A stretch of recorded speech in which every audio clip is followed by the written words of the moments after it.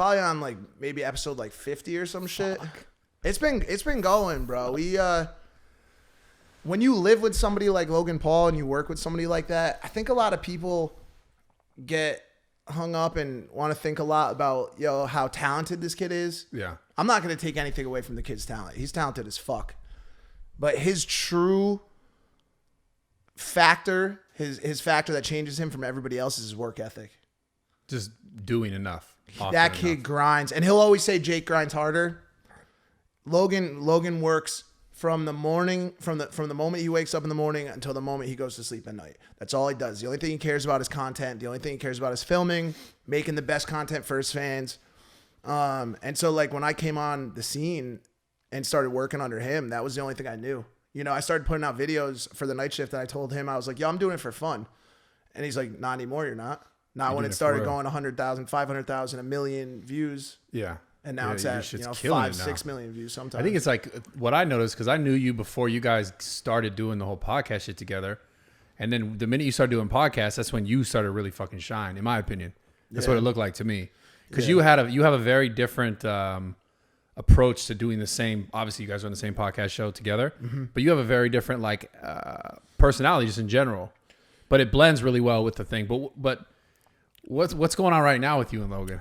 I had to bring this up. The weird thing about it is like, I guess it will depend on when, cause you're not living there right now. I'm not, but I guess it will depend on when this airs. You know what I'm saying? Yeah. I know you said you probably get it out pretty soon. So, we had a little falling out. Listen, it's not easy to work and live together, work, play, live, romantic relationships with like people and just all of that together under the same roof all the time. And, I mean, the catalyst for it is hilarious. I know, that's everybody's talking about the shrimp. You told me. We got to talk about that. Yeah. Because I think it's funny.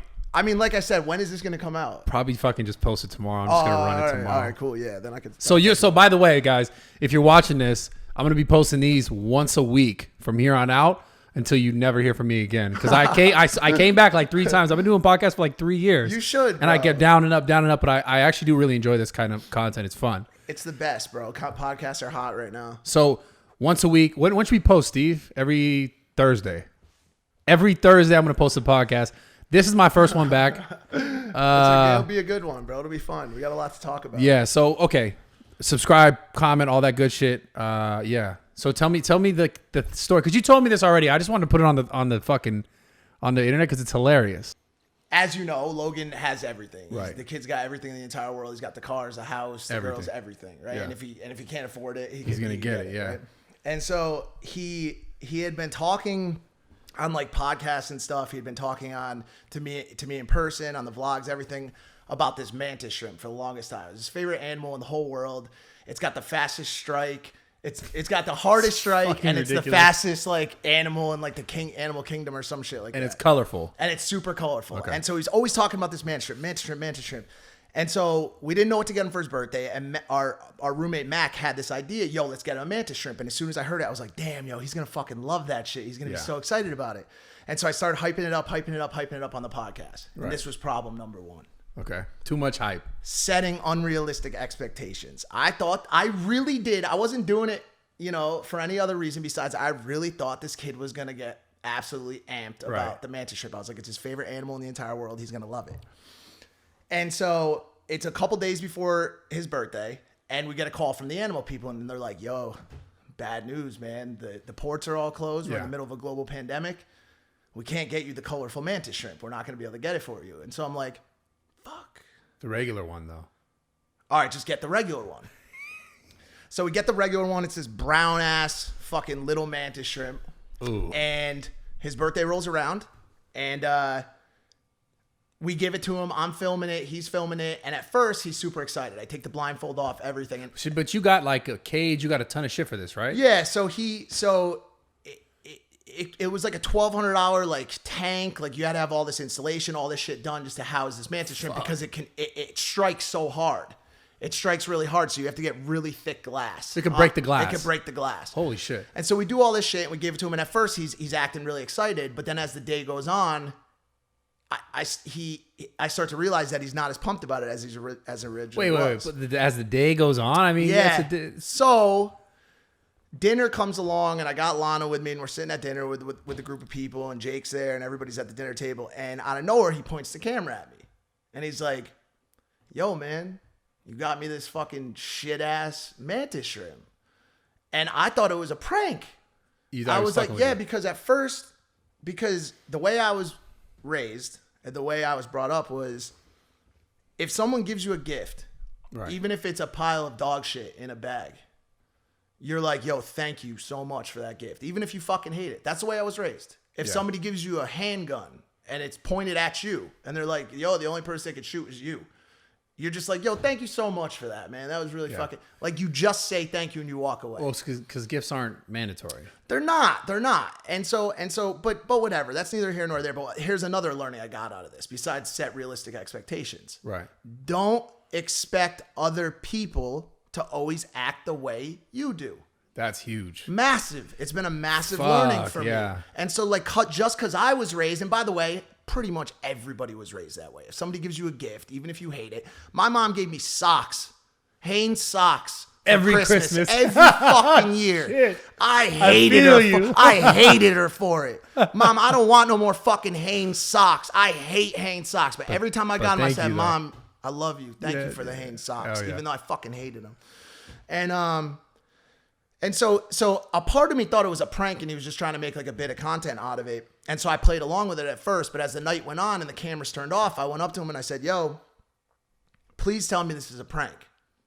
Like, please tell me that, like, we didn't put, because this is off camera. Yeah. Another part of it that's important is that, like, the whole group put in money to it. Like the rest of the employees, like a bunch of people. And he directed the I don't like the gift at just me. And that was fine. And that was fine. But I started to feel bad for the other people that were involved in the equation. And so once the cameras went off, you know, we got in this fight, in this argument, and I said a bunch of fucked up shit. And I got really angry and I lost my cool. And what made you the maddest though? Like, what made you feel like you? There's a lot of factors. Like, some of it I'll talk about on the show, and some of it I won't. But I don't know. I guess, like, I just felt like dismissed a little bit, and like I really had hope that he was truly going to enjoy the present. And so, and by the way, I also like commissioned like a piece of artwork for him. Which I saw was dope as fuck. It was dope as fuck from the UK, and he didn't put that in the vlog. And so, like, I was kind of like, I was just kind of upset, and I said a lot of shit that I didn't mean.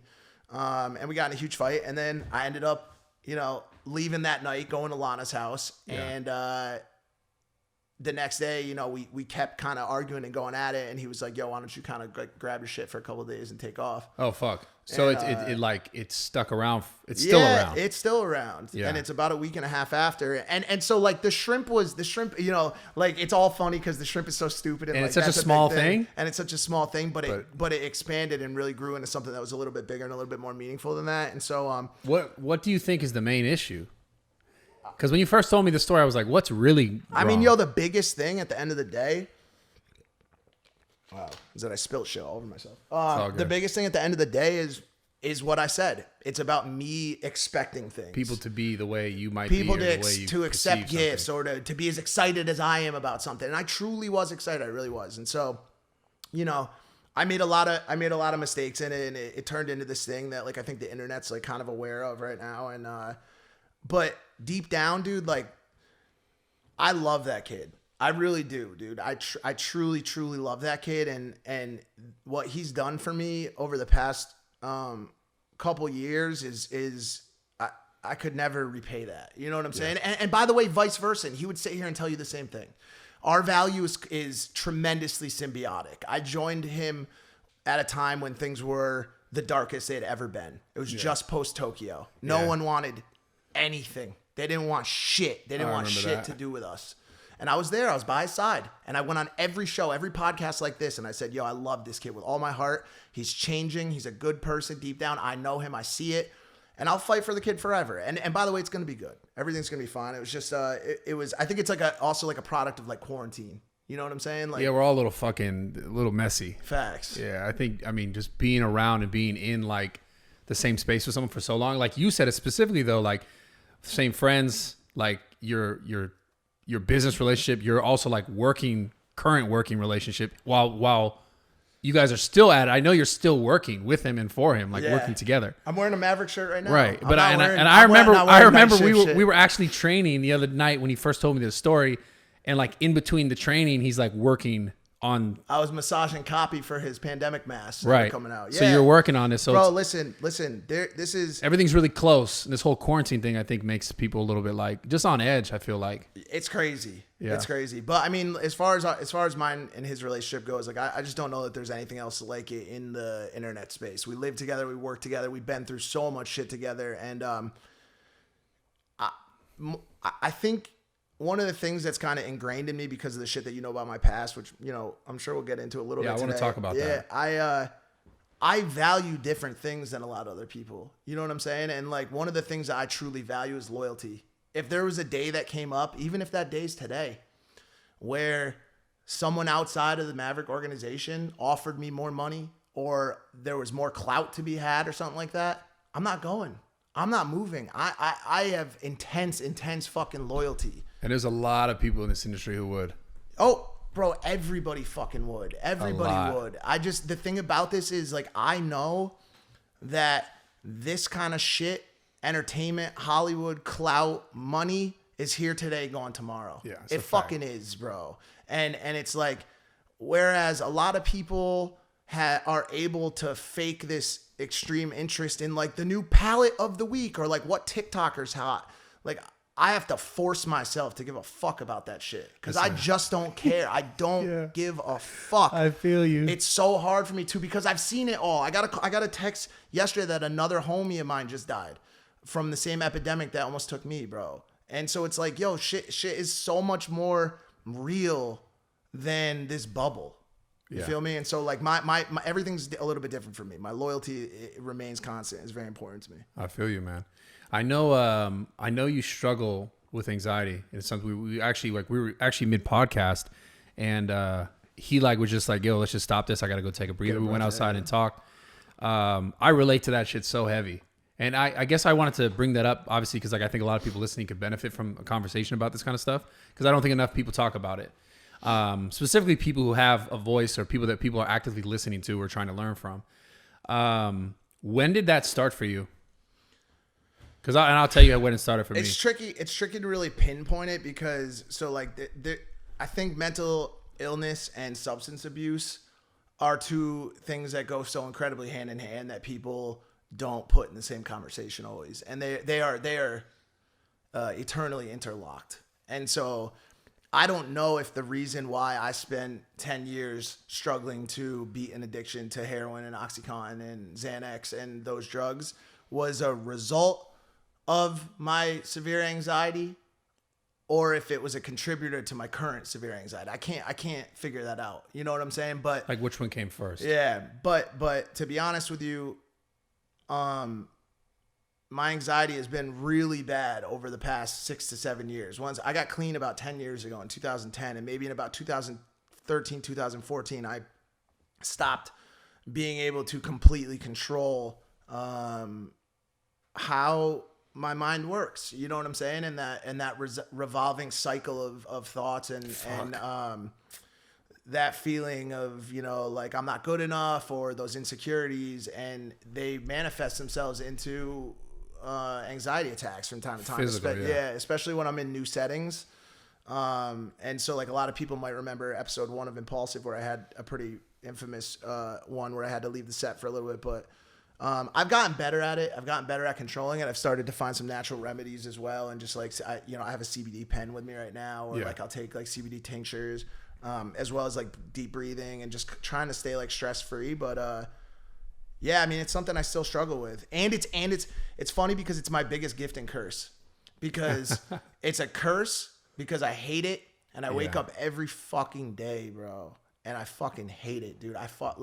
Honestly, it's like it could like drive me to like insanity some days how bad it gets. You know what I'm saying? Like just not having control and just like not being able to just enjoy like the simple things of life. Like I know I should be. The fact that I'm still breathing when so many of my friends from my life aren't. You know what I'm saying? Like, but try telling that to somebody that's suffering from depression or anxiety. Yo, you should be more grateful. You should feel better about your situation. It doesn't help. Yeah. Until you're able to control it. Yeah, I mean, bro, my I don't know if I ever told you this in detail. My father took his life. He was heavily involved in substance abuse, and he took his life when I was 6. He hung himself. And that was when like all the shit started for me. Mm-hmm. And it was, fuck. Damn, this is a way different vibe than my bad. Yeah. No. This is fantastic. That's when cause I asked you something earlier and you were talking about like the money and shit not mattering and all this shit. Mm-hmm. And like, I asked you where it started. I remember being young and I remember like your whole life kind of feels normal. And then something like in my life in your guys' life listening, like something drastically really changed for me. And I remember like every single day after that, like the things that I thought of and the things that consumed my mind were so different. Like everything became so real. And like my thought of like my own mortality, like how, am I going to die? What does that mean? Because prior to that, 6 years old, you have no, like everything is temporary. Yeah. Completely temporary. You get cut, it's temporary. You heal, it's gone. Your mom telling you your dad's not coming back. You're like, what does that mean? So I remember every day moving forward, growing up, I'm like, what about me? Am I going to die? Why did this person leave? The thoughts of like, I'm not good enough. The thoughts of like, what am I going to do with my life? How am I going to die? And am I going to die? Like, what does that mean? And I remember thinking growing up about other kids. Like I remember like going to class or going to school and like walking to school and then like going off in like the cut, which is like, you know, like where people go smoke weed and stuff. Yeah, of course. And crying and thinking about like, do other people think about the things that they're thinking about? Right. Like, cause I remember prior to that, I was much more present. I was way more just, I was doing things and I was just like, I didn't think of the future. Yeah. It was just like, I'm alive and I'm doing stuff. I'm riding my bike with my friends. I shit my pants cause like I was trying to make myself fart. We were laughing on the curb. Right. And then it was like, I thought of everything. And then I started thinking too much. And that's why now, like you say, the blessing and the curse, but in my life, like I just remember that overhaul of like, I can't stop thinking. Yeah. And when I, you know, like when we were doing this podcast and you were like, fuck, I need to take a minute. Like I so strongly relate to that. And I remember it was probably like 3 years ago, my anxiety was like at its worst. Like every single night I couldn't go to sleep. And it was just like constant, the cycle over and over about thoughts of everything. Yeah. Am I going to continue to be successful? Like, am I going to die? Like, and that's why I asked you what kind of anxiety was it? Like, what kind of anxiety do you feel? Is it physical? Is it just mental? Yeah.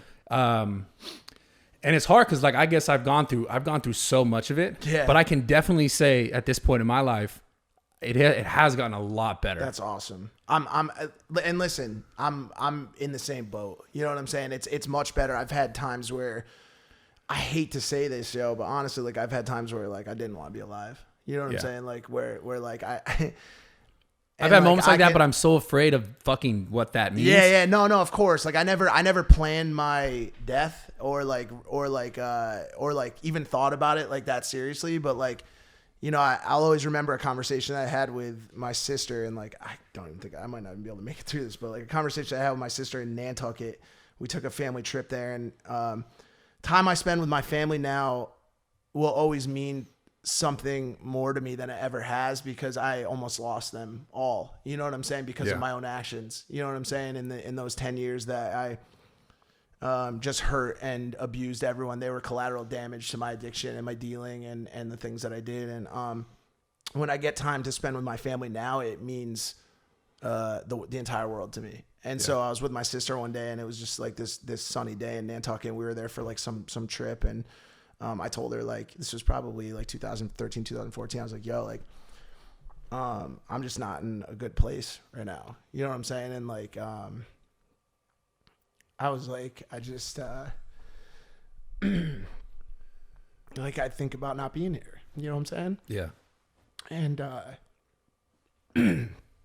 like, I'll remember that. And it's good to remember that, because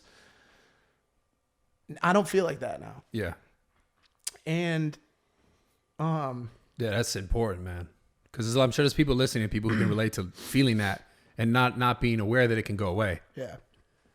And your life right now is so different. Like, well, that's my biggest. So that's the biggest kind of pedestal or vertical that I stand on for people that watch me, and is just to let people know that it will get better. You know what I'm saying? And I know I'm like a little bit worked up thinking about like that day, but my days aren't like that anymore. And Yeah. so like, I like to tell people that no matter how dark your road gets, and no matter how much you feel like the world is weighing down on you and putting you in a place that you could never make it out of, and the day gets so dark and there's nothing left, you can't see anymore because everything is so Clouded. Dark. Yeah. Keep that little light. Just that little light. I had just the littlest glimmer left. You know what I'm saying? Of that light within me to keep going. And that was what got me through. And now it's a big fucking bright light. And I deal with a little bit of shit from day to day, but I'm so fucking blessed and so lucky to be sitting here with you today and just like having a candid conversation about shit that like I could never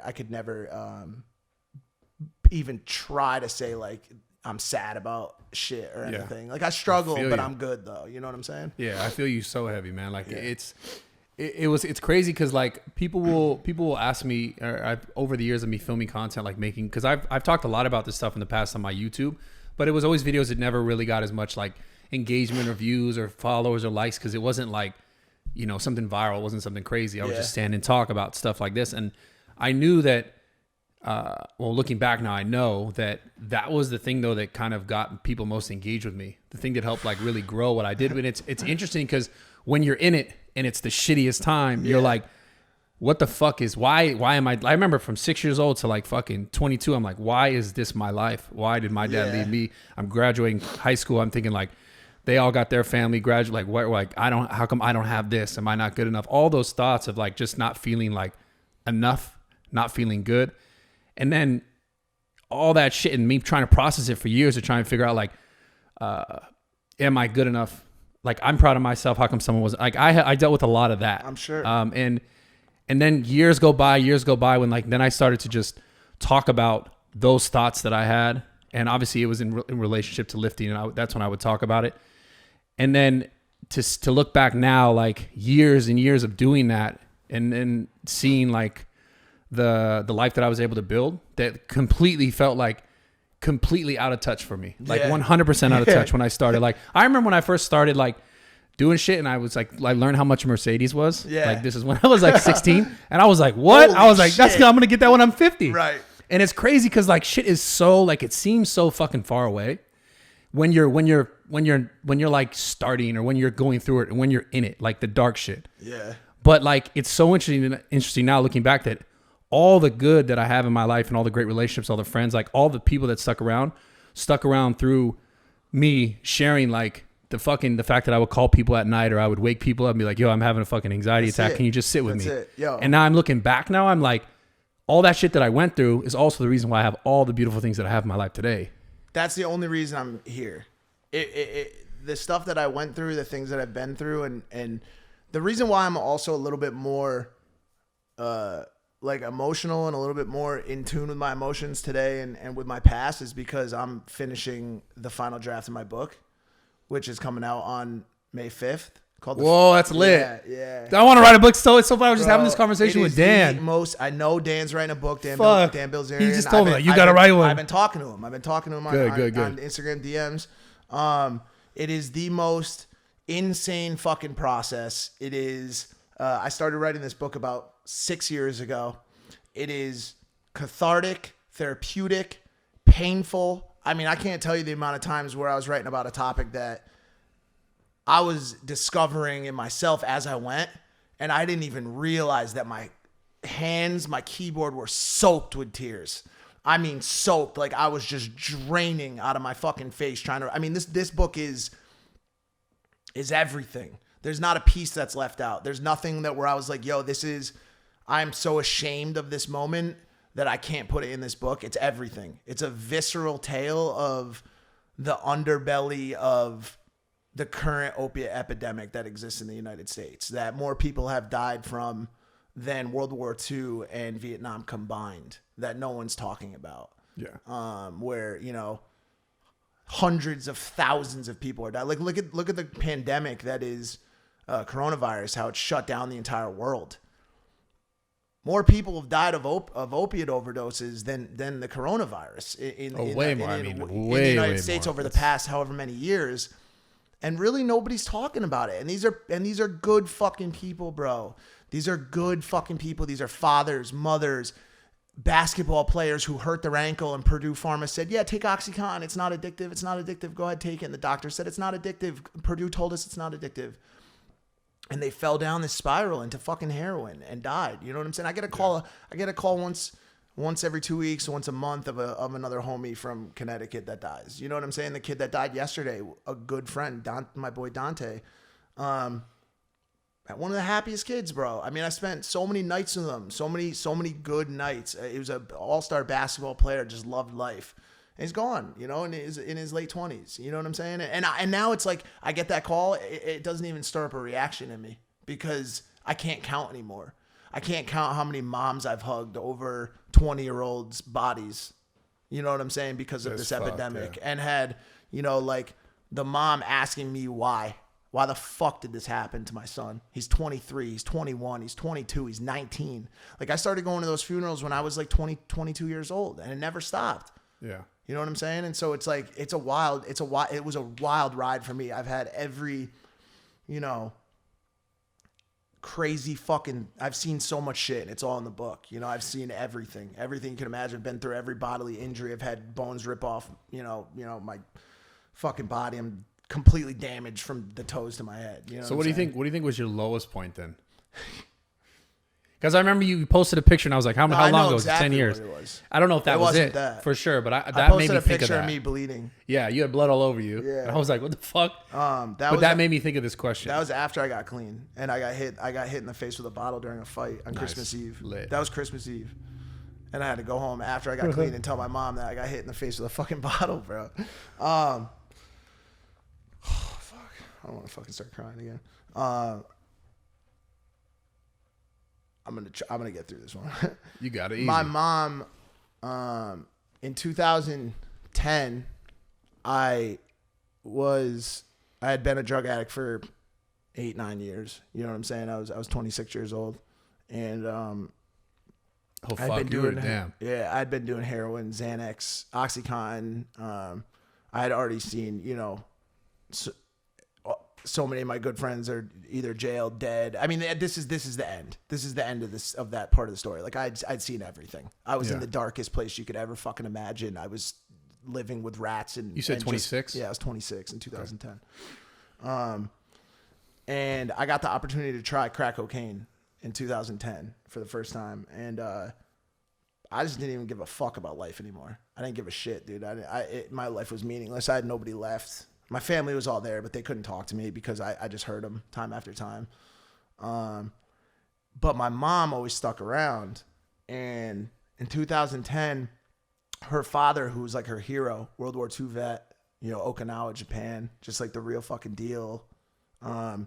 He was dying of Parkinson's. Fuck.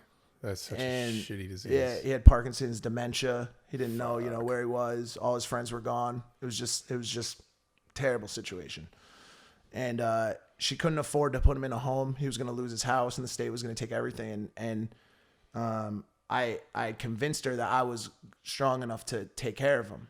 And I was. And for 4 years I took care of him. And well, he had Parkinson's and had, you know, these insane fucking attacks of hallucinations and seeing things that weren't there, and you know, shitting on like just the most terrible fucking things. The way I watched my grandfather go out of this world was absolutely horrifying, and I watched it for 4 years, day in and day out.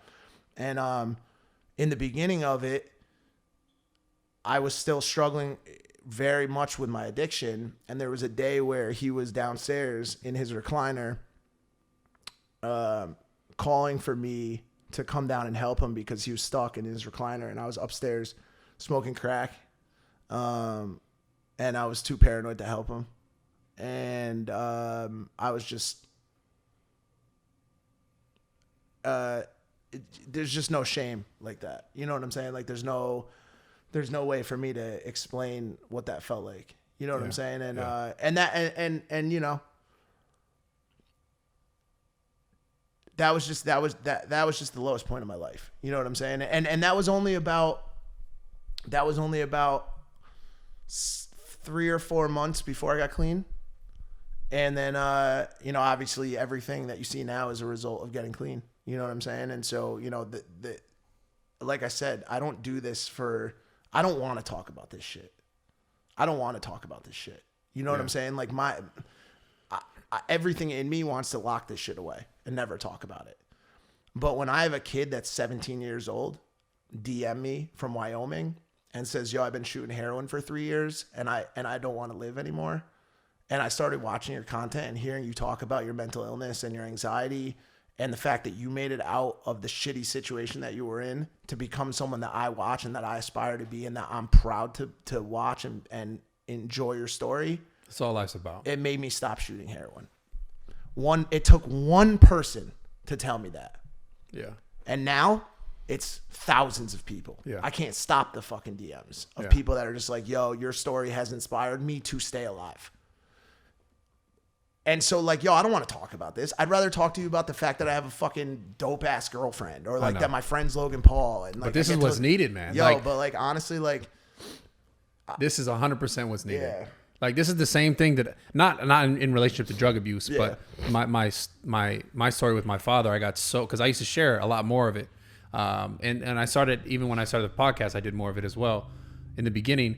And that was what I got the biggest response to. Fuck all the lifting shit and the cool shit I was able to do. Like that was cool, would get people in. But the things that people really need the most is shit like this, man. Facts. So like, I know you say you don't want to talk about it. You say like you'd rather talk about obviously your girlfriend and the good things in life. But bro, this is why I guarantee you have the success you have. Yeah. Yes, you're entertaining. You're a big fucking personality. You're funny. You're fucking smart. You got a ton of other great things. Yeah. But the reason why people stick with you, I guarantee, is because of this. 100%. And it's just, and I think like the bigger picture of it is because of course I'm looking for balance. Like I want to entertain people. I want to tell jokes. I want people that, because that's another thing that I've found is that's another way for me to get people that are depressed or anxious out of their feelings is by making them laugh. You know what I'm saying? And so I love doing that. But like the biggest struggle I've dealt with in this city so far has been this misconception from the public that they think they have things figured out about us. You know what I'm saying? Or by the way, this misconception that we have things figured out. Fuck. You know what I'm saying? Yo, so much like yo, honestly, like, yo, I wake up every day and I'm like, yo, what the fuck is good? You know what I'm saying? Like, what am I doing, dude? Like, I hope I'm doing the right thing. Like, should I be doing this? Should I be doing that? I'm just like everybody watching this shit. You know what I'm saying? And like, I truly believe that. I don't just say it. I don't just say it.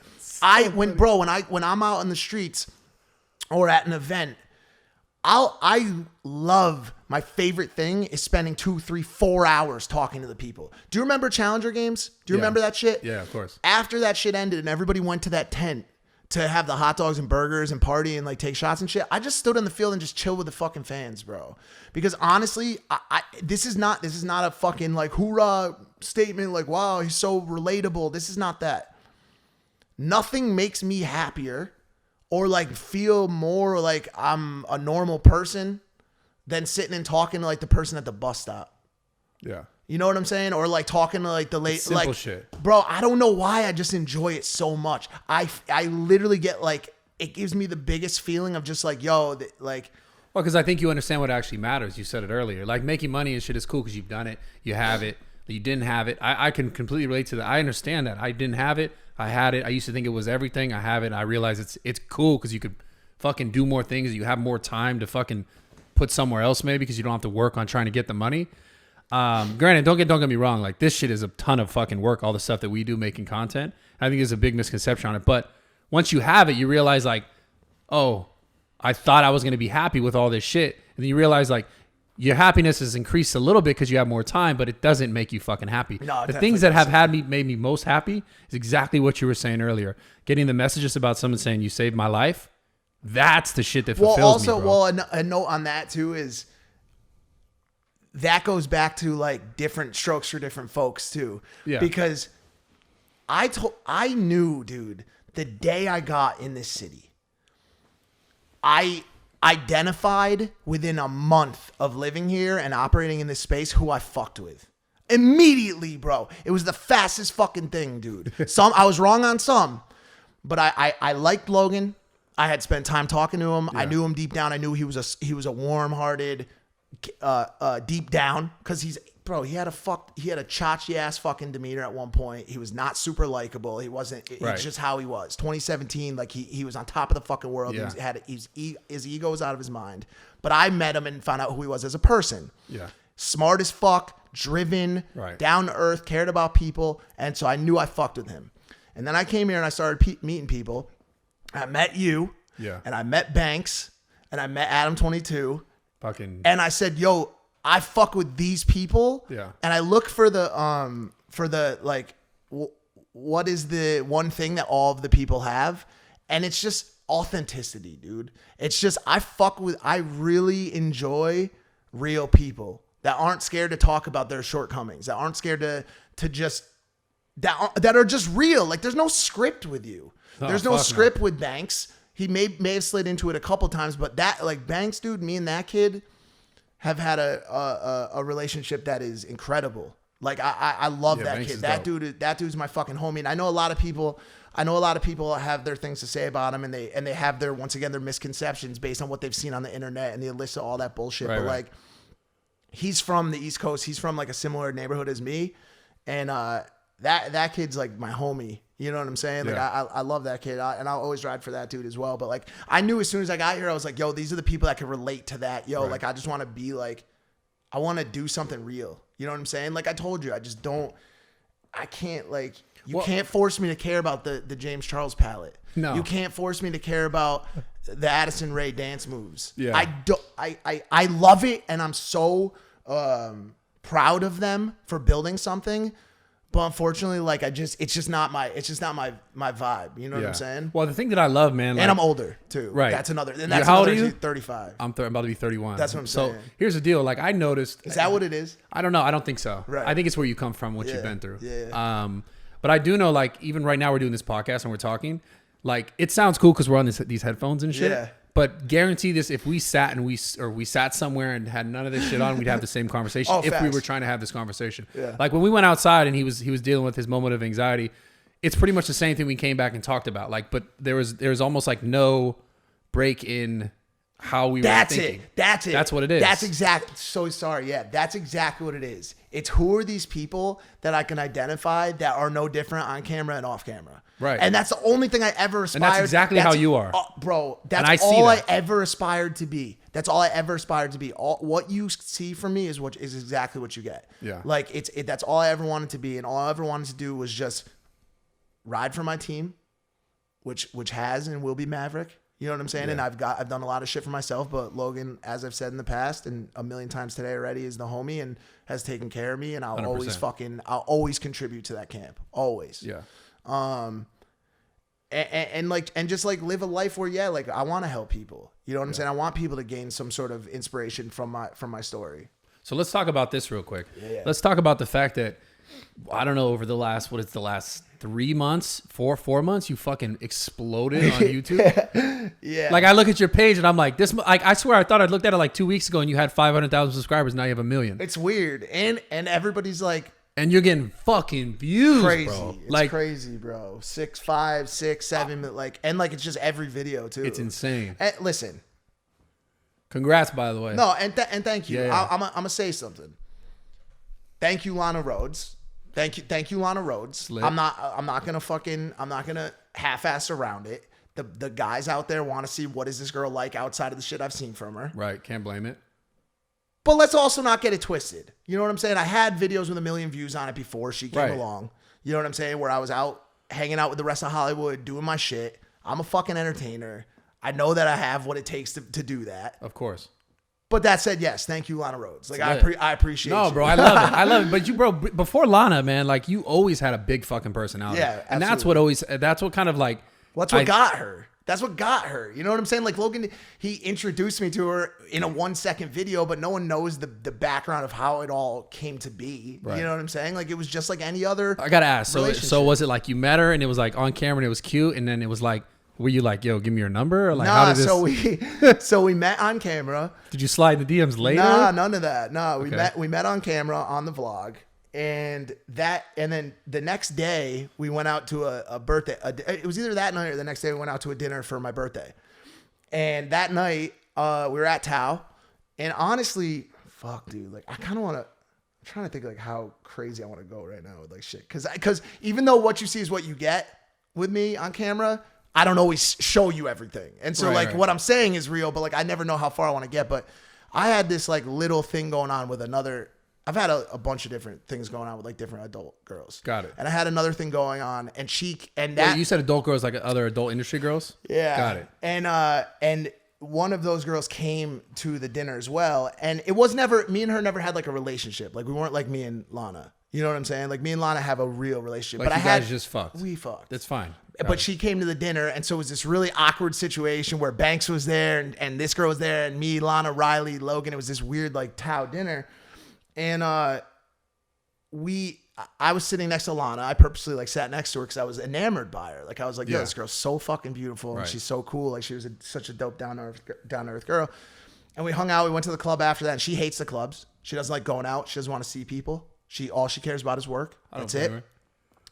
And slowly but surely, we started texting. We hung out, and then it came time for Jake Paul to fight in Miami, and I was like, yo, do you want to roll to Miami on like the private that's when jet it really started. And that's when it kind of like, I thought you guys were dating before that. Because when I saw it, because we were on the private jet together. Yeah. I thought you were fully dating before that. Because when you guys got on the jet, it looked like you guys were already fucking dating. Between all of us, like we rushed it. We rushed into things. And like a lot of it was like, yo, this girl, it's so weird to say it.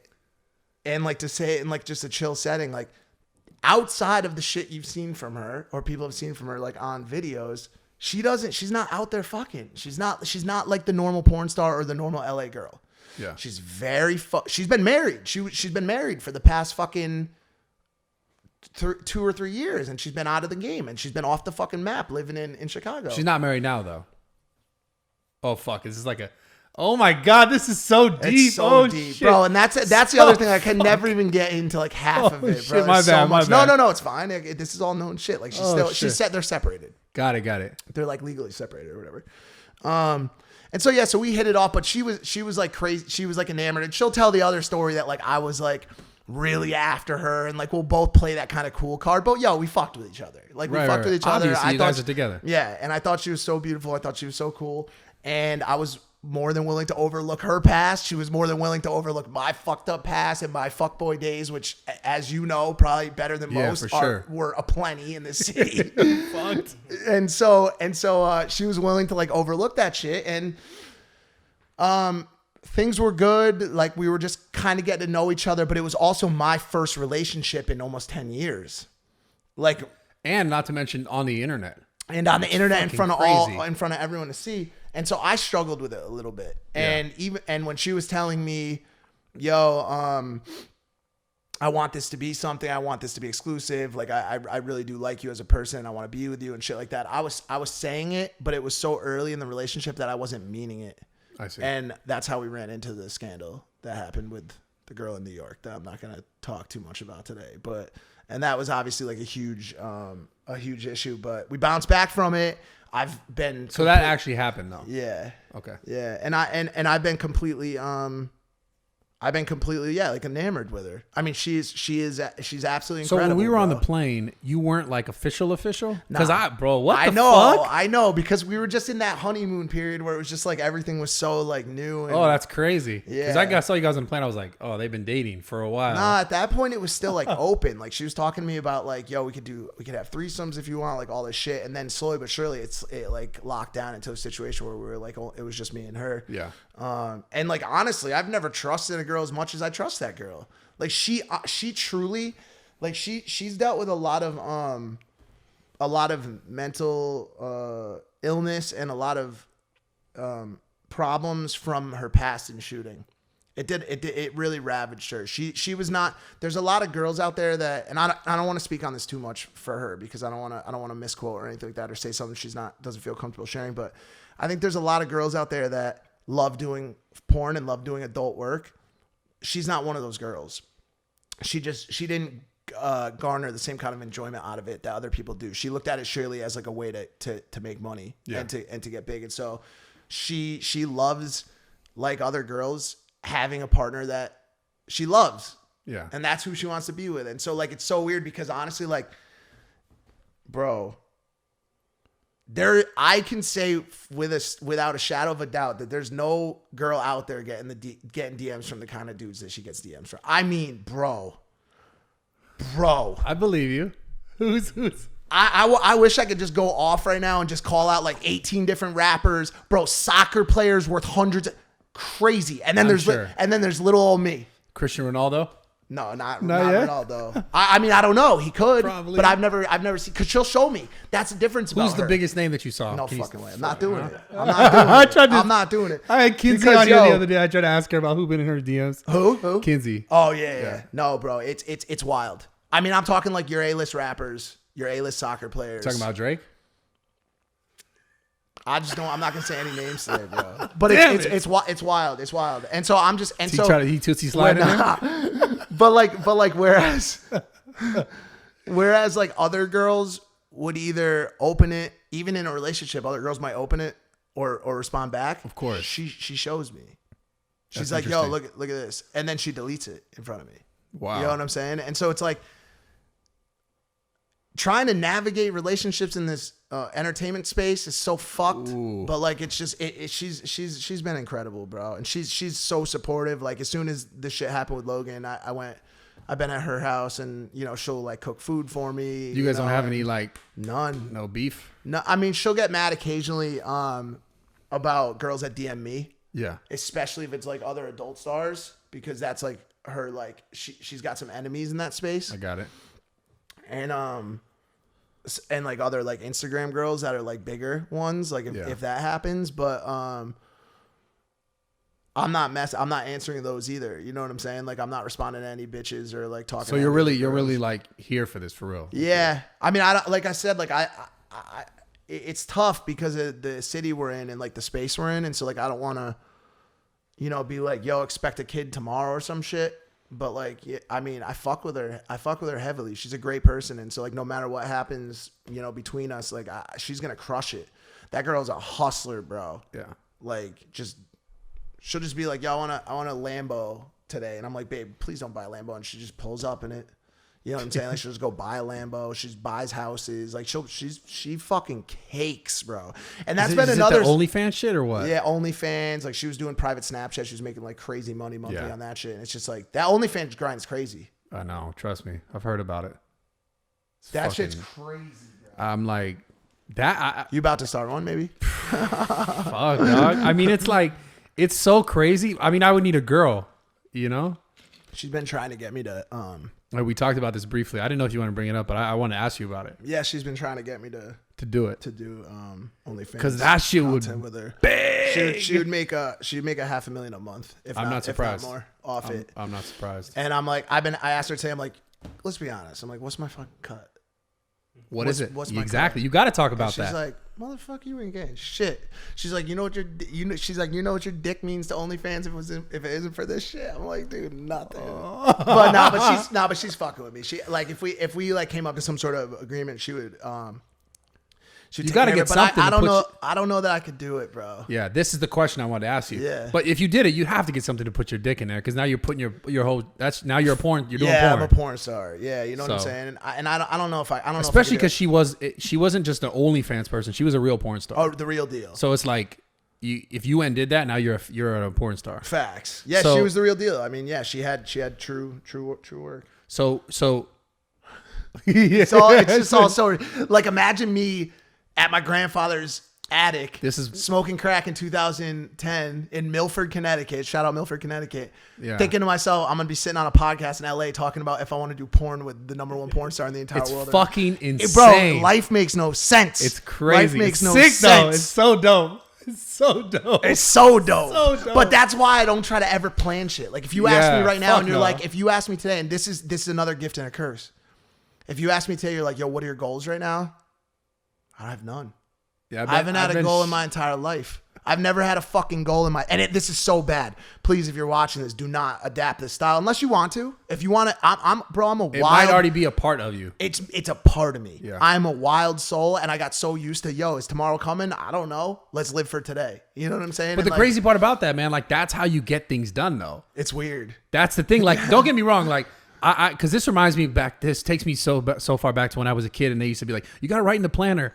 You got to write in this planner for like the homework and shit for the week." Yeah. And I used to fucking hate it. I would be like, I just never did it. And my whole life has been very similar to like, not that I didn't have things I wanted to achieve, but it was like it was so hard for me to be like, okay, I'm gonna do this and do this and do this. I just tried to work every day, do something every day, and and like I said, try and be as much in the moment as I could, despite everything else. It was like, but that's the crazy thing is, people listen. I'm not saying go and like fuck all your plans and your goals. You have to have a goal, like a big a big wide view. Goal. A big wide view, but like your day to day, you should be doing something every day to get closer to like one of those things or the bigger picture. Something working on yourself, and that's that's good advice too to people out there that are like lost, like because there's a lot of people on social media that speak in these like niche spots of like, you've made $1 million.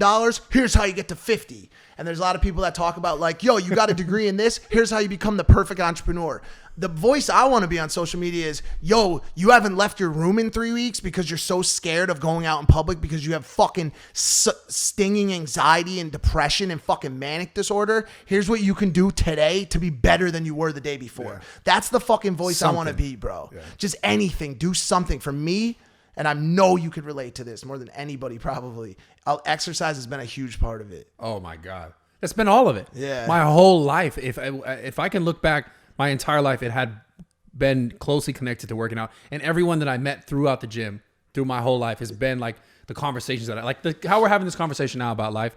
And we've had conversations in the past, not in this detail, but like those conversations that I would have with other people in my life before I became like this person on social media, to have this opportunity with you, I just had it with people in the gym. Yeah, and I would talk about where I was at in life, how I felt, my anxiety, what's making me feeling better. Like, and then I was working out, and it was just all therapeutic. Like working out itself is therapeutic. And because like when I'm doing it, other shit tends to fade away because I have to focus on what I'm doing literally in the moment. And that's what we're talking about, being in the moment. Staying in the moment, yeah. And then also all the people that I met throughout and had conversations with, like helped me to tailor my life positively all the way like moving up till now.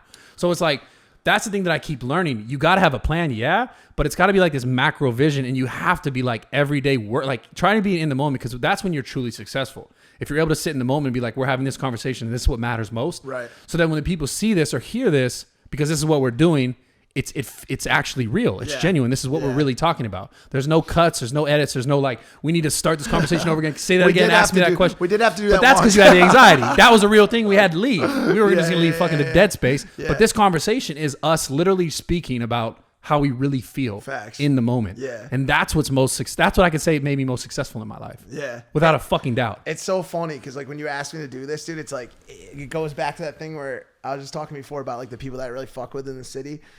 I've gotten asked to do like a shit ton of podcasts. Well, because you're fucking great at it. It's my thing. Like I love talking, just like being on podcasts and shit. And it's funny because like over the past few months, I've only done 2. I did yours and Banks. That's it. Let's go. Oh, and Adams. Let's go.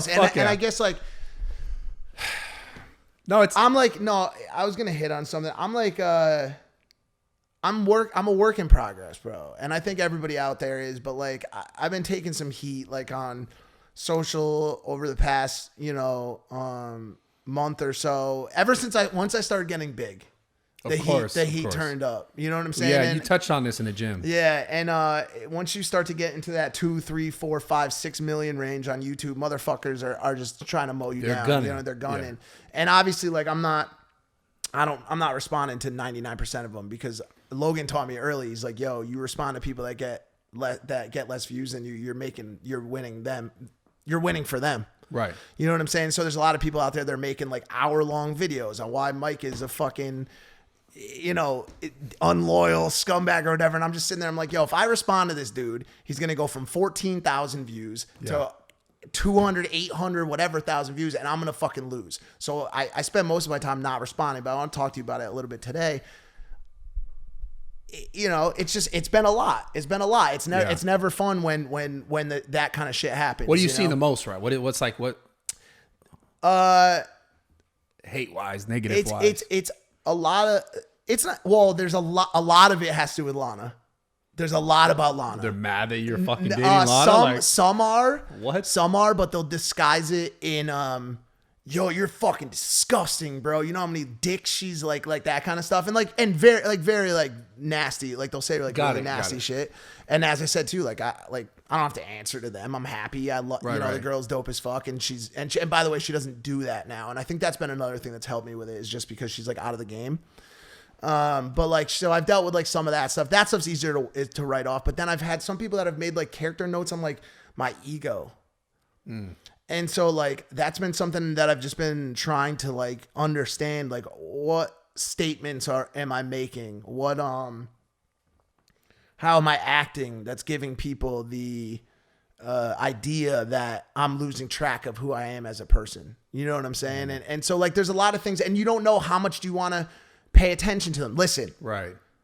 I have had an ego my entire life. I think everybody does to an extent. 100%. When I sold my first bag of weed when I was 14, my head started getting bigger, and it never really stopped. I always have tried to walk the line between confidence and cockiness. Like I don't want to be cocky, but I also know on a lot of aspects that I kind of have a right to be on certain things. And I think that I don't think people should be scared to be extreme. Really interesting topic. It's scary though, because I don't want to come off wrong. No, it's fine. And I take those notes and I want to make sure that I stay in check, but also at the same time, like if you're watching this show and you're the best in your field, own that shit. Yeah, I feel it. Stay humble. Listen, as I said earlier, fan comes up to me, that person is right here with me.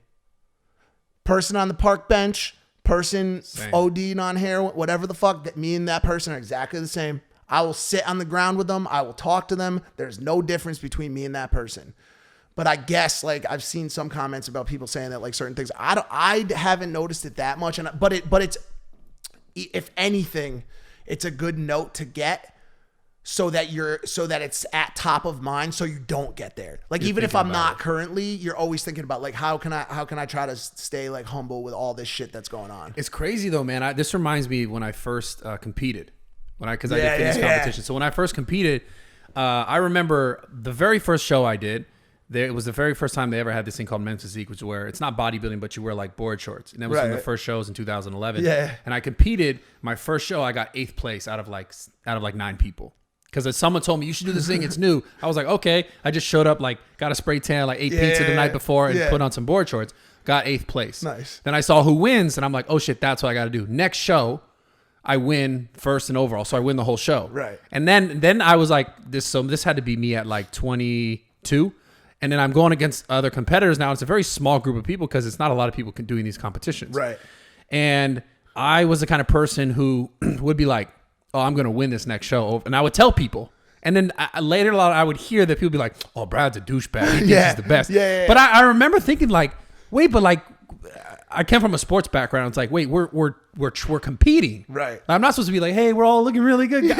Look, they can all look amazing, but like, I still have to feel like I can be the best to be the best. Right. I think that's what people fail. Like when this whole confidence and cocky thing is like, it's different to be like, yo, I'm better than you.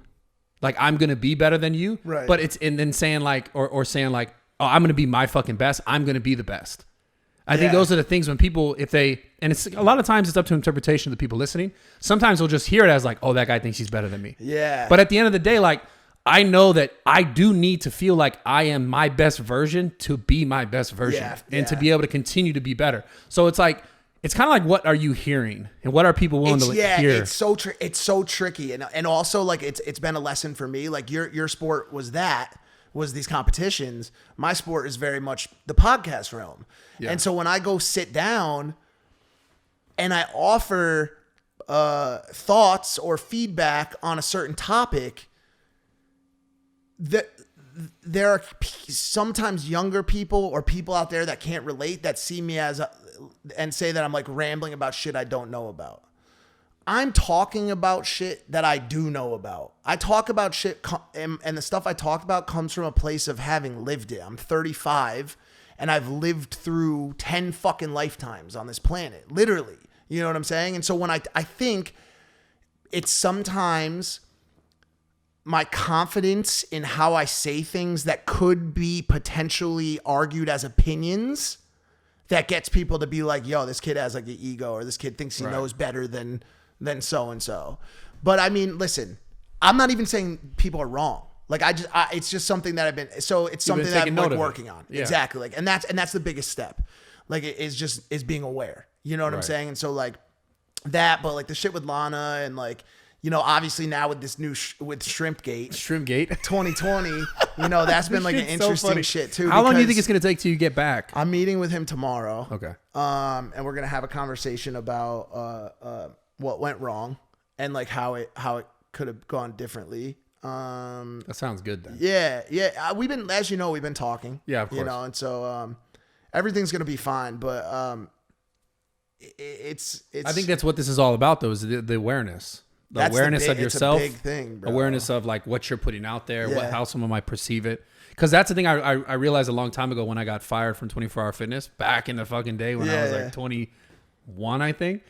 My perception of who I was to everyone else is different than what the perception of they had of me. Bro, that's it. It's so big. It's been such a big lesson for me. And like these lessons that I've been getting as a result of negative things, which is so important. Like think about that for a second. It's always a negative thing that happens that produces a lesson for you. And so like coming life. Right. And so like this being kicked out of the house thing, or like, you know, Logan saying like, why don't we take a little bit of space? I've learned so much about what happened and I've been ruminating on it, but it's produced some really good learnings, like expectation setting and not expecting people to think the same way as you. And another one that I've learned, which you just stated, was there's unfortunately, because of interpretation, a difference between what you are trying to get people to perceive from something you say and what people actually perceive 100%. From what you say. Yeah. And a lot of that comes down to how you say it and your delivery and stuff like that. But it's just been such a learning lesson for me to try to figure out, like, how do I get these thoughts up here that are high level and really valuable fucking life lessons and thoughts on business and how to succeed and how to get into dark places in your life, and try to put them into a package that is digestible by every single person that watches. Yeah. And then quickly, and then one other thing on that quickly too is another lesson I've learned over the past couple of weeks was not everybody is going to want to or like to digest the content you're putting out. This is all what it comes down to right here.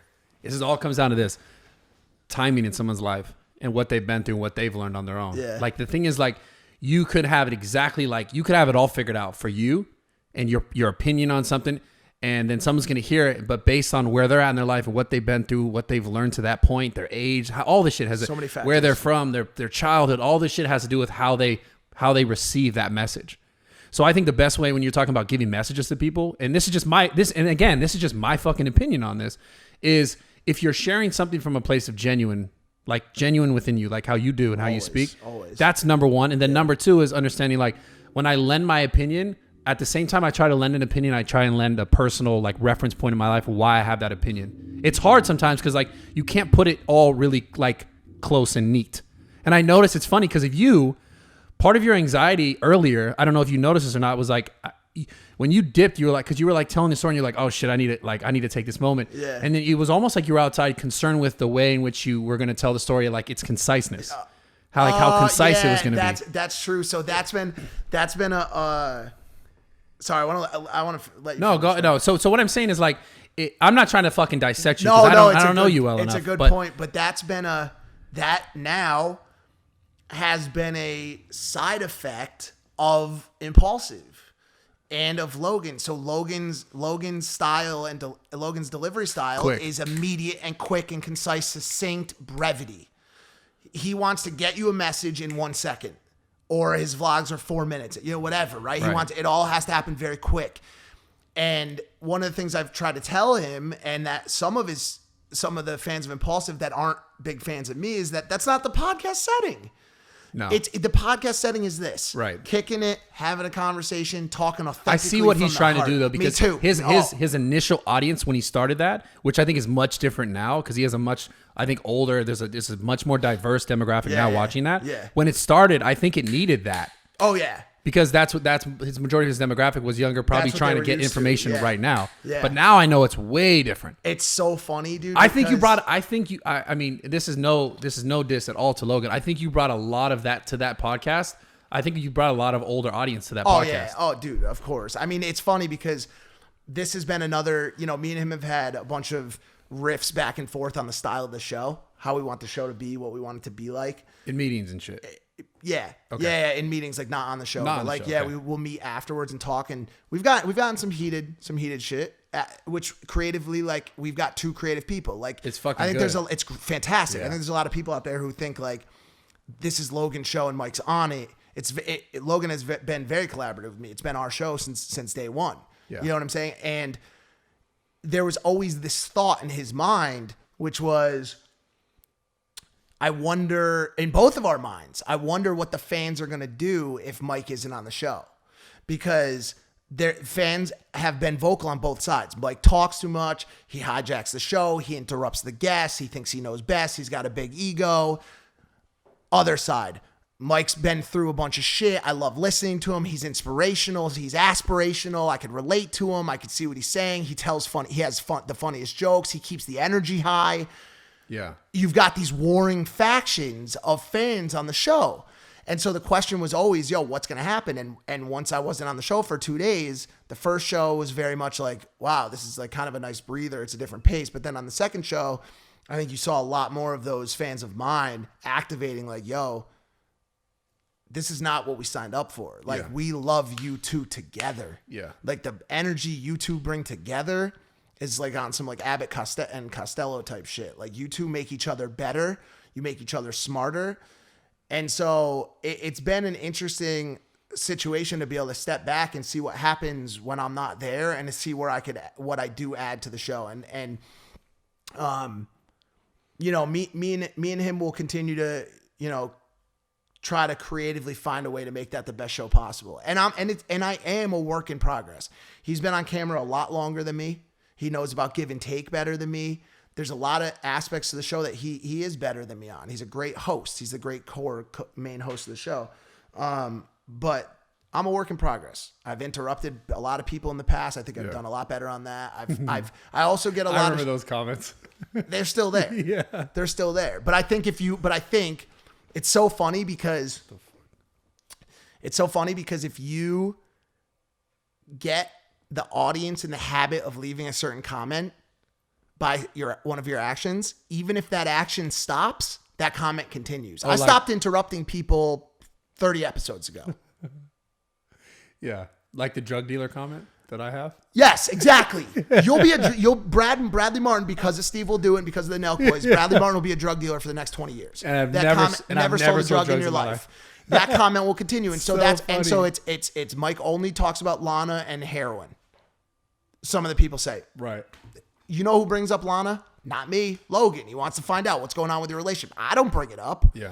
You know what I'm saying? It's very similar to this podcast. If it gets brought up, I'll talk about it. Of course. If somebody brings up heroin addiction, I'll talk about it. But like all that stuff, all those interruptions, that shit ended 30 fucking episodes ago. But the detractors and the people that don't like me will continue to talk on it. And so like the biggest lesson that I've gotten, this whole episode has been kind of like this here with me and you has been like me talking about what I've learned kind of over the past 2 weeks. I fucking love it.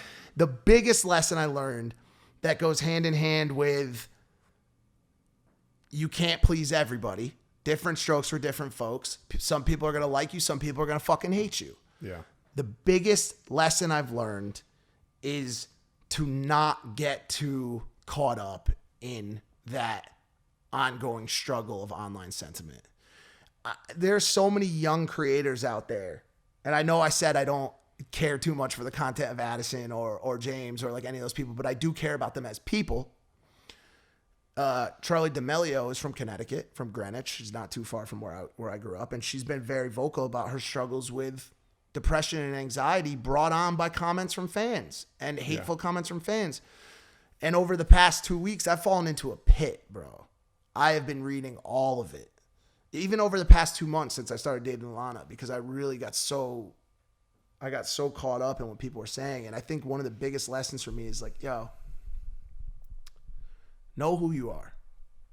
Yeah. Know who you are. Be rooted in who you are. I can say this without a shadow of a fucking doubt as I sit here today.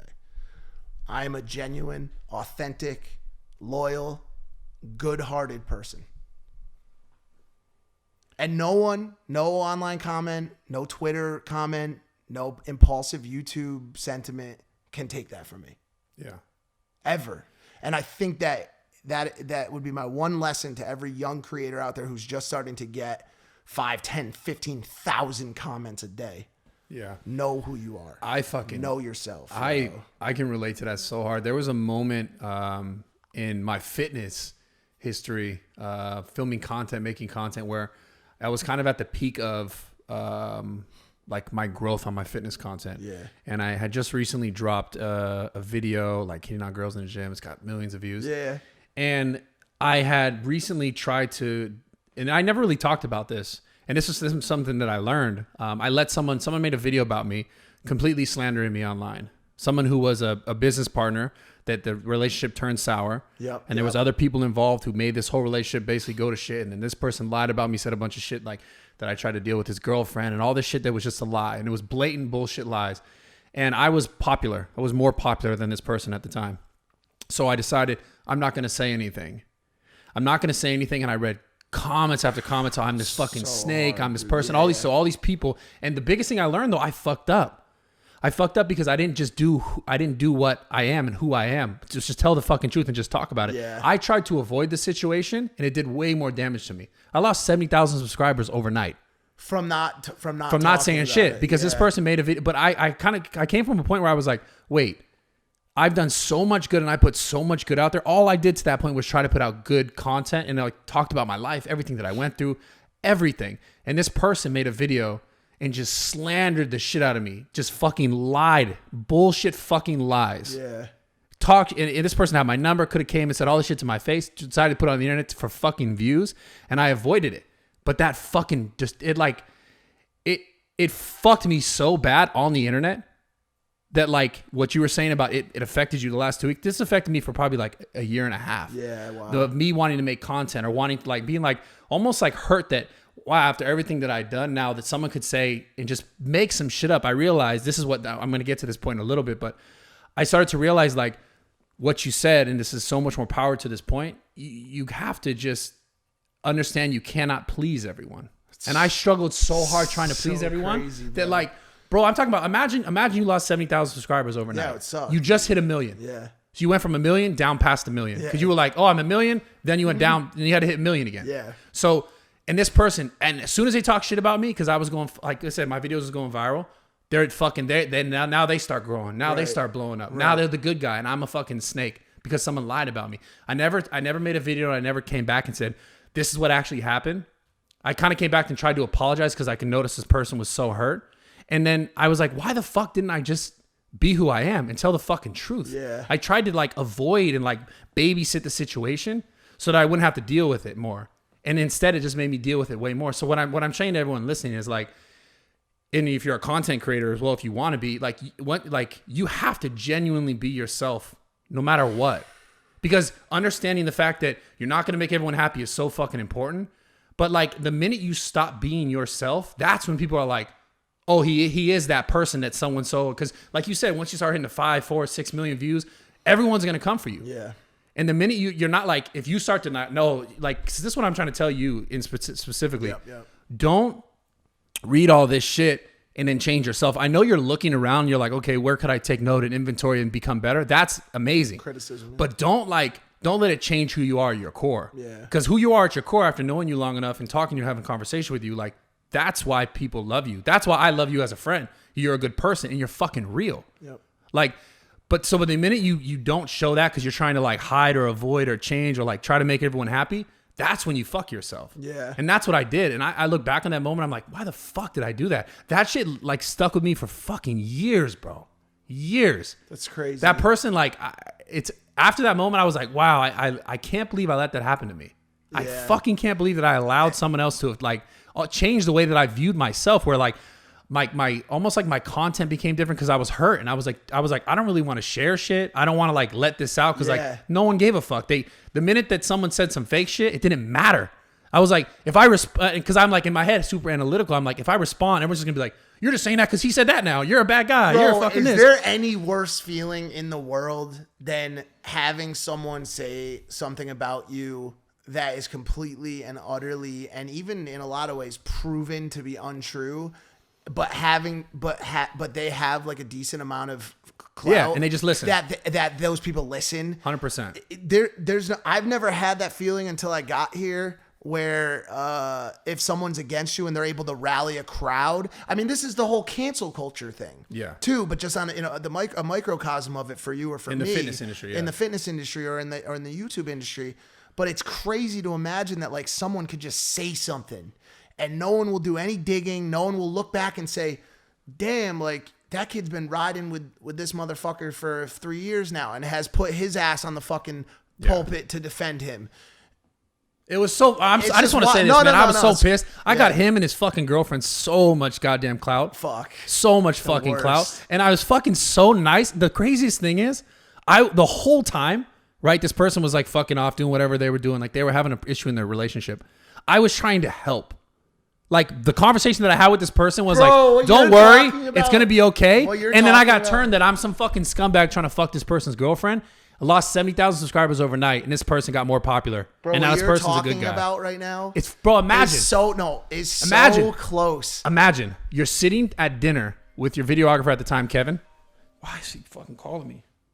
Fucking Snapchat. Imagine it's the dude. So no, listen. Oh my god, that'd be amazing. This was live. Or it's the dude's girl. At this point, I would not care what came of this. If someone saw this, and said something, I'd be like, cool, run. I don't give a fuck. Yeah. The damage has been done, right? It doesn't matter, right? And at this point, it's in the past. But imagine being at dinner with that girl and your videographer, and you like, I'm having this conversation with my buddy Kevin and the girl, and she's complaining about what he's doing, and she doesn't trust this and that. And I'm like, he's in Australia or whatever the fuck. I'm like, don't worry. Like, he's going to come back because we were homies. Yeah. We were fucking friends. Like having his back. We were fucking friends, being like, don't worry, chill out. It's going to be okay. He's going to come back. Don't worry about it. And then all this shit going south, and then both of them just riding the fucking clout train. You could hear that. You hear riding the clout train, just choo choo choo. As soon as the shit hit the fan, no one came out and said, oh, the girl didn't come back and say, no, he never tried that. She just rode the fucking clout train all the way up. Bro. All the way up with names in the title, put my name in a fucking title. My shit was going viral. And then I had to turn around and be like, I'm not going to say anything. I'm going to be the bigger man. And then I got fucked. And then for 3 years, I was like, I don't know if I should make content like this anymore. I fucking just hurt. And then I'm like, damn, bro, that fucking wrecked me, dude. Wrecked me. So fuck. That's what I'm trying to say. Like, yo, if you want to get on the internet or just fuck it, just in the world in general, like, fucking be yourself no matter what. That's it. No matter what. Authenticity will win because 100% of the time. You're going to fucking make mistakes. Own it. Talk about it. Like, I tried to avoid, like, even saying anything about the situation. Like, maybe I didn't know. Maybe I should have just never said any single word to this person whatsoever. Yeah. But it's like, I had so many receipts. I should have screenshotted all the shit of this dude talking about how he's cheating on with this fucking bitch. And he's showing me, like, I should have like, because he tried to blame the relationship problem on me. I should have been like, yo, what about this? Do you understand that what you're talking about to me right now is so tightly ingrained to another situation I'm currently going through? I have no idea. Where I tried to help somebody 100 times and they went out of their way to shit talk me behind my back, and like, this is one thing like I'm not getting into today, but that feeling of getting burned by someone that you've like gone out of your way to like try to do nice things for is the worst feeling in the entire fucking world. Yeah. It is the fuck. And then, I mean, with you at least, or with me at least, it's not gonna, like, there's no, it's not on the detriment internet. to me. It is, but not, it's not, he's not like trying to be crazy about it. Like make a video about me of all this shit. With you, like, that's fucked, bro. That's fucked up. Oh, I'm talking about, like, imagine going from hundreds of thousands of subscribers to like hundreds and hundreds of thousands more, while I went hundreds of thousands less, and everything was like this. And then, look, I'm the good guy, and then I'm the fucking bad guy. And everything I done prior to that moment was good, and I did my best to try and help people. That's why. And it's just everything switched like a fucking light. Imagine all the fucking comments I got on my Instagram talking about how I'm this and how I'm that. And I'm like, none of you motherfuckers ever were even there or saw what the fuck actually happened. Bro. You just took someone's fucking word because they fucking wanted to shit on me. That's why whenever somebody talks about this city, and like even when we talk about it, I don't know if I wish this for people. You know what I'm saying? Like, I really don't. And yo, listen, like, this is not me like trying to be like, oh my God, like anything about this life is fucking hard. Cause we've both seen fucking hard days. We've both seen dark days. I'm blessed as fuck to wake up in Beverly Hills and leave in a fucking Lambo if I want. Like, all this shit to the side is great. It's all fucking great. But there's a lot of pressure and a lot of fucking factors that people don't see. Yeah. And there's a lot of comments and a lot of sentiment and a lot of shit that happens on the internet from people that don't know even, it's not that they don't know the whole story. They don't know any of the story. Like, even as far as the Impaulsive fans go and why things happen the way they do on that show, they don't know what goes on before and after the show. They don't know requests that are made to me of keep the energy up. Yo, we have to do this. We have to do that. They just assume that things are happening a certain way. Right. And they run away with it, bro. And so it's that misconception that people even have any clue of what's going on. I think when it comes to just one of us, when it comes to just knowing about your favorite creator, I think people can get a pretty good idea of who we are. But when it comes to trying to have an opinion about the relationship between your creator and another person, that's where shit gets fucked up. I tweeted this before I came in here today, and I'm sure we're getting close to wrapping up.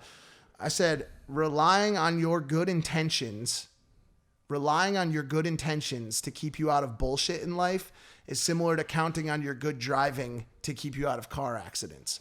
Your maneuvering can be flawless, and some motherfucker will still T-bone you at one of life's little intersections. Yeah. Everybody wants to say, I'm the best driver. I can't get in an accident. Right. It's not about you. Yep. It's about the other fucker that's driving down the road like a moron that plows in you and kills people. Yep. And so I think a lot of people think they have our relationships or like my relationship with the other people figured out. And I think mine and yours is a little bit easier to figure out because we've talked for 3 hours and people know we're just two down to earth, straightforward, real people. But just like, yo, people don't know. They don't know all the little factors and all the little intricacies that go into the relationships that exist in this city. And I think it's clear for people listening too, like, fuck us and people on the internet. Just in your own life, imagine how many situations you've been in when someone that doesn't really know you that well has a judgment on you. Just period. Like, fuck the internet in life. Yeah. Like, that's so common. Just on the internet, it's so exasperated because it's everyone can come and view and watch and click, and this is viral, and so many people are here, and everyone can have an opinion, but not know what's really going on. Just like someone could be in your life and be like, that person's talking, oh yeah, fuck you, because you do this and that, but they don't really know the situation. Right. So it's kind of like, that's the thing that I'm learning with that is like, yo, let me be good with this, however the fuck it is, and let me continue to be myself. That's it. And that's it. And try to be happy. And try to live in the moment. And try not to put so much pressure on what other people think, how they're going to think of me. Yeah. But you're smart though, man, with the trying to take the reconciliation, like trying to reconcile, like how did this then affect someone else? Like to learn, to do more of that. Because I remember at one point when I was younger, I was like, no, they're just a fucking piece of shit. And I'm right. That's been my style since I got here. My style since I got to LA was, yo, this is me. I hate to be like this, but unfortunately, if you don't like it, go fuck yourself. I've said it on the show 100 times, 1,000 times. And in a lot of ways, that still is going to be my attitude. And I'm not super great at, I say this all the time. I take constructive criticism and life advice from my generals.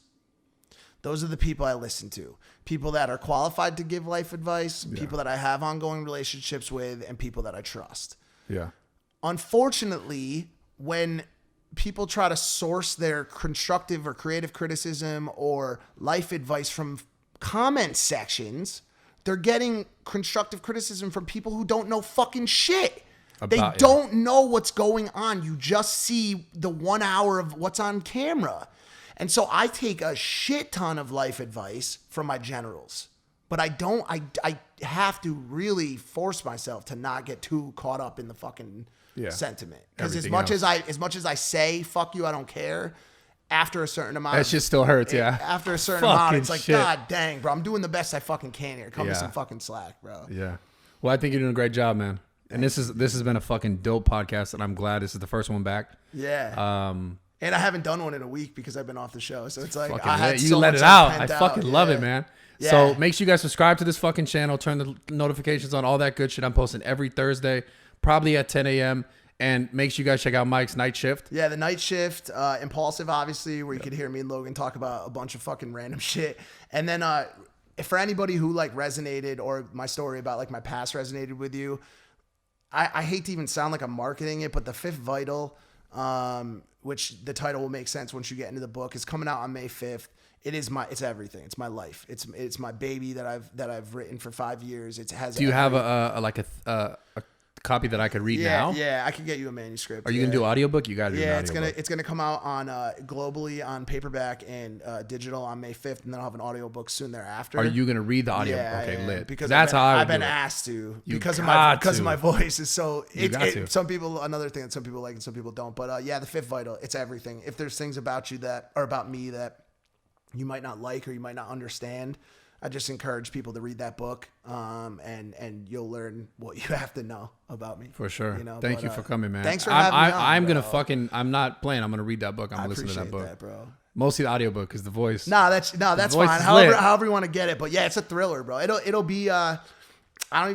I don't know how to say this without sounding like an asshole, but like it most likely will probably be a movie in the next year or two. That's cool. We've already talked to Netflix pages? about it. It's like 300 plus pages. It's a big boy. Oh yeah, it's a fucked up tale of just. You might have inspired shit, like bro. the conversation I had with Dan now, and then now this conversation I might start. It's crazy. I talked to him about it the other day. I said, just make sure you self-publish. Yeah, we were do talking your own about, shit. Yeah, I talked to him. I was like, if anybody who thinks about writing a book, you, Dan, write it, but then make sure you get somebody to work on it. Did he tell you about Goggins? Nah, I haven't talked to him at length, just like passing by, but we can talk about it after. Yeah, for sure. All right, so thank you guys again. Thank you so much, man. You're fucking dope as shit. That was amazing. Yeah, and thanks for being really candid and straightforward. Yeah, bro. For real. Always. Like, fuck, just on this, but just in life. So thank you, bro. Thank you guys for listening.